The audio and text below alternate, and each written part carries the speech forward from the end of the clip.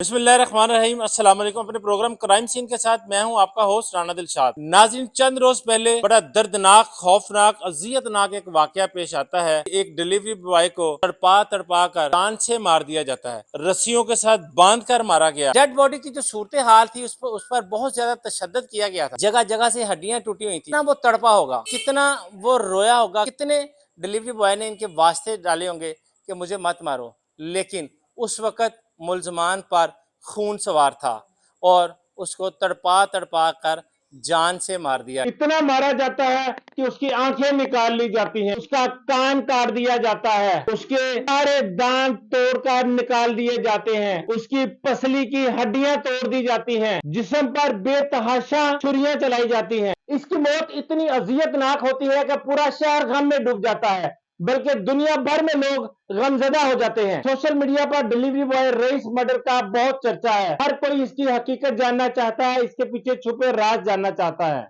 मुल्जमान अपना गुनाह छुपाने के लिए रात की तारीकी में रईस को गाड़ी की डिग्गी में डालते हैं। हमरा अपनी 2.5 साल बच्ची और अपनी अहलिया आमना को साथ लेकर लाहौर में घूमते हैं। कहीं इनको लाश ठिकाने लगाने के लिए जगह मैसर नहीं आती। लाहौर के मजाफाती इलाके मांगा मंडी की हदूद शाम के भटिया के पास पहुंच जाते हैं।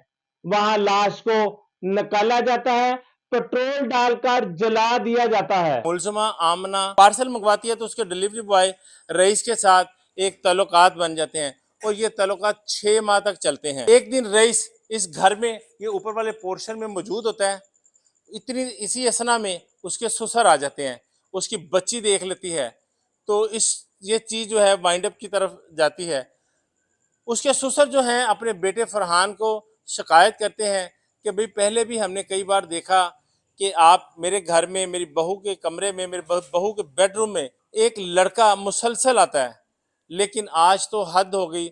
और मैं तुम्हें बता रहा हूँ, इसी दौरान फरहान अपनी बीवी से लड़ता है, मारता है और उसको उसकी माँ के घर भेज देता है। चंद रोज में सिटिंग होती है। फरहान आमना का फोन लेता है, आमना का फोन अपने पास रखता है और डिलीवरी बॉय को मैसेज करता है, उसको ट्रैप करता है और उसको यहाँ पर लाया जाता है।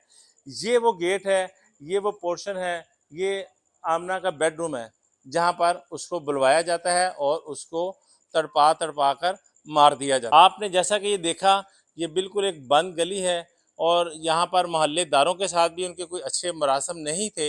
हमारी यहाँ पर मोहल्लेदारों से भी बात है कि हमें इनके बारे में कुछ नहीं पता, ये सुबह जाते थे, शाम को आ जाते थे, बड़े खामोश तबा और गुस्से वाले ये थे। गुज़िश्ता 2 साल से वो यहाँ पर रह रहे हैं। नाजरीन, ये था वो जाए वकुआ जो आज आपको दिखाने के लिए यहाँ पर लाए। आपने मुल्जमान की भी बातें सुनी, आपने रईस के भाइयों की, बहनों की भी बातें सुनी।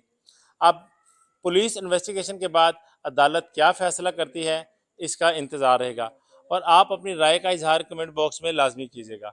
इसी के साथ अपने मेज़बान राना दिलशाद को दीजिए इजाज़त। अल्लाह हाफिज़।